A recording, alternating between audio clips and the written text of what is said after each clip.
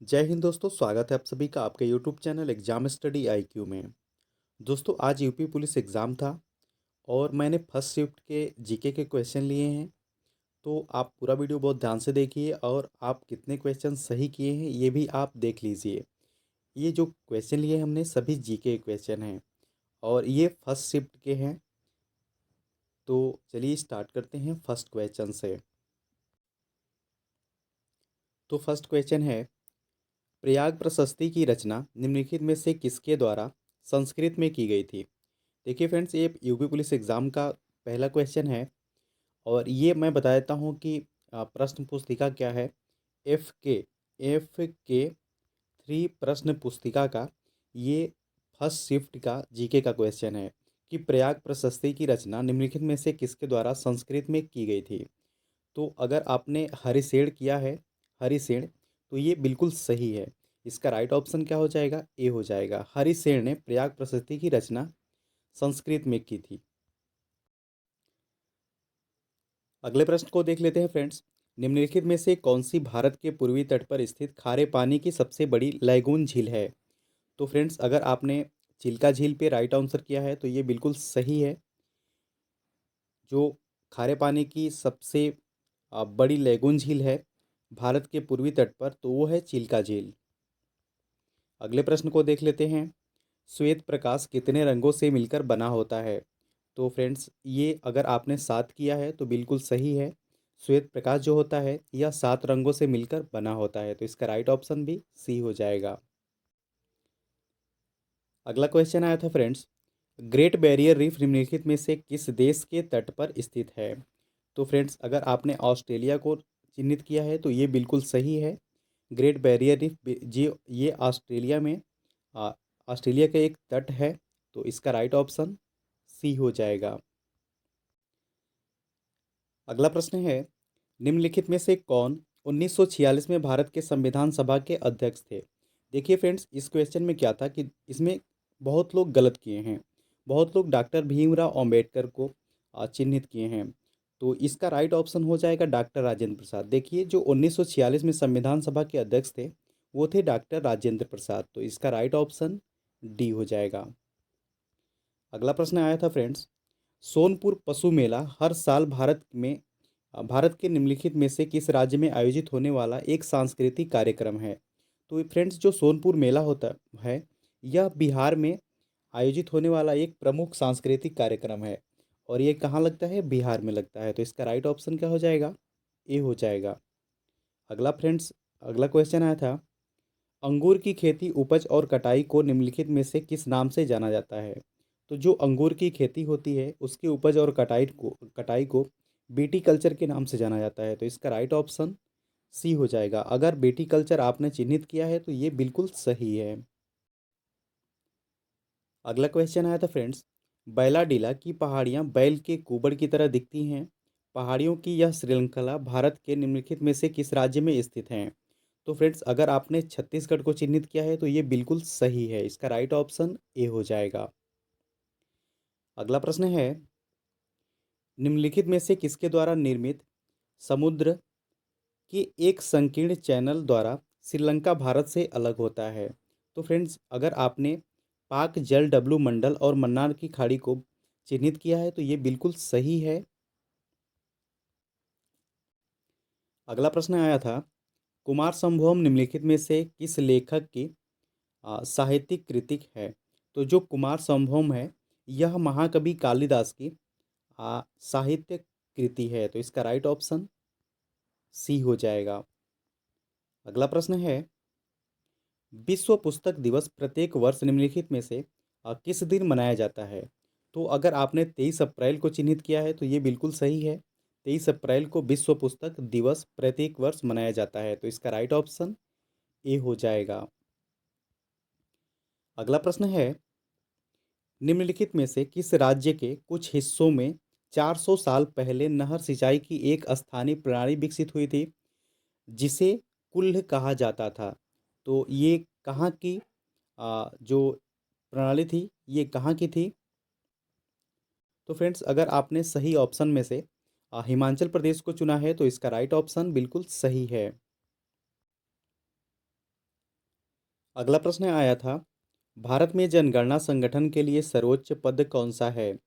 तो फ्रेंड्स, अगर आपने आ, ऑप्शन नंबर बी को चिन्हित किया है तो ये बिल्कुल सही है। महारजिस्ट्रार और जनगणना आयुक्त भारत, ये भारत जनगणना संगठन के लिए सर्वोच्च पद होता है। तो इसका राइट ऑप्शन बी हो जाएगा। अगला प्रश्न आया था, किसी देश की शहरी क्षेत्र में रहने वाली अनुपातिक जनसंख्या में वृद्धि को निम्नलिखित में से क्या कहा जाता है? तो फ्रेंड्स, अगर ऑप्शन ए को आपने चुना है तो ये बिल्कुल सही है, शहरीकरण कहा जाता है। क्या कहा जाता है? शहरीकरण कहा जाता है। अगला प्रश्न है, विश्व स्वास्थ्य संगठन WHO का मुख्यालय निम्न में से किस स्थान पर स्थित है? तो फ्रेंड्स, ये है जेनेवा स्विट्जरलैंड में। बहुत लोगों ने पेरिस फ्रांस पे चिन्हित किया है, तो ये आप याद रखिए कि ये जेनेवा स्विट्जरलैंड में है और ये एग्ज़ाम में बार बार आया हुआ क्वेश्चन है। तो अगर आपने इसको राइट ऑप्शन बी को चुना है तो ये बिल्कुल सही है। अगला क्वेश्चन आया था, निम्नलिखित में से कौन सा सोशल मीडिया प्लेटफॉर्म पेशेवर नेटवर्किंग और नौकरी तलाशने के लिए सबसे उपयुक्त है? तो ये है लिंक्डइन। लिंक्डइन। तो इसका राइट ऑप्शन डी हो जाएगा। अगला प्रश्न आया था फ्रेंड्स, उत्तर प्रदेश में स्थित भदोही निम्नलिखित में से किस कला के लिए प्रसिद्ध है? तो अगर आपने ऑप्शन ए को चुना है तो ये बिल्कुल सही है, कालीन बुनाई के लिए भदोही प्रसिद्ध है। अगला प्रश्न आया था, निम्नलिखित में से कौन सा उत्तर प्रदेश का राज्य वृक्ष है? तो अगर ऑप्शन ए को चुना है आपने तो ये बिल्कुल सही है, अशोक है। अगला प्रश्न है, सुरहा ताल प्रसिद्ध अभयारण्य है जिसमें साइबेरिया और अन्य ठंडे क्षेत्रों से कई प्रवासी पक्षी भी आते हैं। उत्तर प्रदेश के निम्नलिखित में से किस जिले में स्थित है? तो फ्रेंड्स, जो सुरहा ताल है यह है बलिया में। कहाँ पे है? बलिया में। अगर आपने बलिया चुना है तो ये बिल्कुल सही है, इसका राइट ऑप्शन ए हो जाएगा। अगला प्रश्न आया था फ्रेंड्स, बनारस हिंदू विश्वविद्यालय की स्थापना पंडित मदन मोहन मालवीय ने निम्नलिखित में से किसके सहयोग से की थी? तो किसके सहयोग से की थी? तो ये किया था डॉक्टर एनी बेसेंट के सहयोग से। तो अगर आपने ऑप्शन ए को चुना है तो ये बिल्कुल सही है। अगला प्रश्न आया था, मथुरा निम्नलिखित में से किसकी जन्मस्थली है जिसे ब्रजभूमि के नाम से भी जाना जाता है? तो ये है भगवान कृष्ण की जन्मस्थली। तो इसका राइट ऑप्शन बी हो जाएगा। अगला प्रश्न आया था कि अकबर का मकबरा निम्न में से किस स्थान पर स्थित है? तो फ्रेंड्स, अकबर का मकबरा किस स्थान पर स्थित है? तो अगर आपने सिकंदरा को चुना है तो ये बिल्कुल सही है, अकबर का मकबरा सिकंदरा में है। तो इसका राइट ऑप्शन ए हो जाएगा।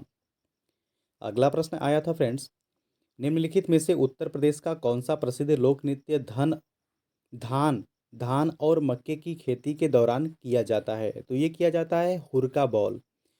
तो फ्रेंड्स, ये आप याद रखिए कि जब धान और मक्के की खेती के दौरान जो प्रसिद्ध लोक नृत्य है उत्तर प्रदेश का वो है हुरका बॉल। तो इसका राइट ऑप्शन सी हो जाएगा।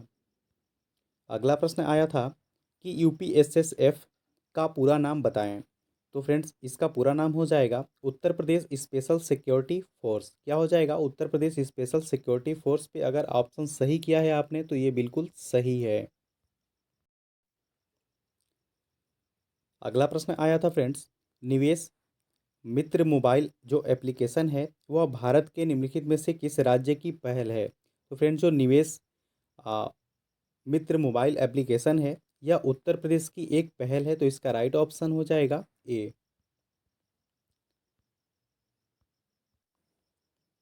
अगला प्रश्न आया था फ्रेंड्स, विमुद्रीकरण को निम्नलिखित में से किस नाम से भी जाना जाता है? तो फ्रेंड्स, अगर आपने नोटबंदी को क्लिक किया है तो ये बिल्कुल सही है, इसका राइट ऑप्शन डी हो जाएगा। विमुद्रीकरण नोटबंदी को ही कहा जाता है। अगला प्रश्न है, ईमेल में भरोसेमंद स्रोत बनाकर दुर्भावनापूर्ण कारणों के लिए संवेदनशील जानकारी जैसे यूज़र नेम, पासवर्ड और क्रेडिट कार्ड विवरण आदि प्राप्त करने के प्रयास को क्या कहा जाता है? तो ये कहा जाता है फिशिंग। क्या कहा जाता है? फिशिंग कहा जाता है। अगर आपने फिशिंग को क्लिक किया है तो ये बिल्कुल सही है। अगला प्रश्न आया था फ्रेंड्स, टका निम्नलिखित में से किस देश की मुद्रा है? तो फ्रेंड्स जो टका है यह किस देश की मुद्रा है? तो अगर आपने ऑप्शन सी को चुना है तो ये बिल्कुल सही है। टका जो है यह बांग्लादेश की मुद्रा है। अगला प्रश्न है, निम्नलिखित में से कौन सा पुरस्कार सहकारी और दुग्ध उत्पादन कंपनियों को आगे बढ़ाने और प्रतिस्पर्धी भावना पैदा करने के लिए प्रेरित करने हेतु दिया जाता है? तो फ्रेंड्स अगर आपने इस ऑप्शन में से डी को चुना है तो ये बिल्कुल सही है।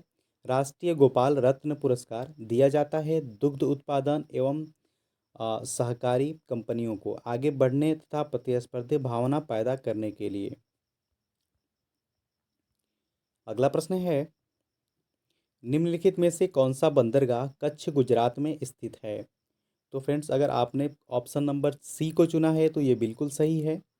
जो कच्छ में स्थित है बंदरगाह वह है कांडला बंदरगाह, जिसको अब दीनदयाल बंदरगाह के नाम से जाना जाता है।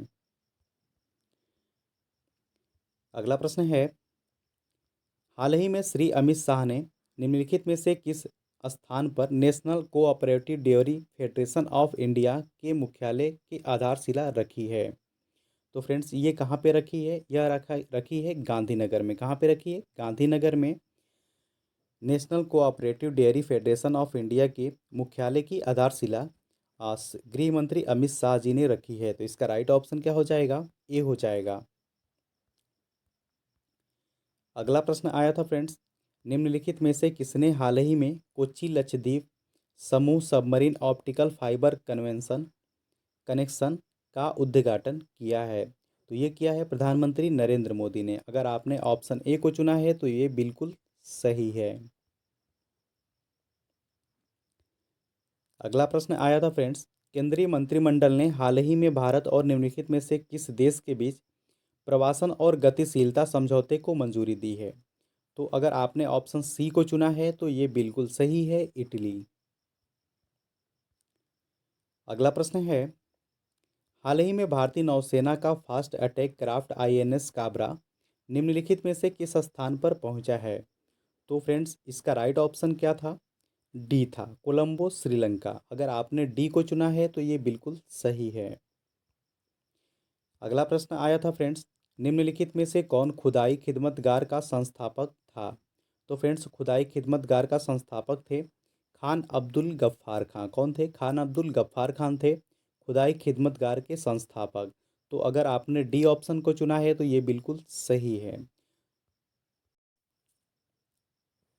तो फ्रेंड्स वीडियो अच्छा लगा, हेल्पफुल लगा, तब आप इस वीडियो को लाइक और चैनल को सब्सक्राइब जरूर कर लें और कमेंट बॉक्स में ज़रूर बताएं कि आपने इस एग्ज़ाम में कितने क्वेश्चन सही किए हैं। Thanks for watching.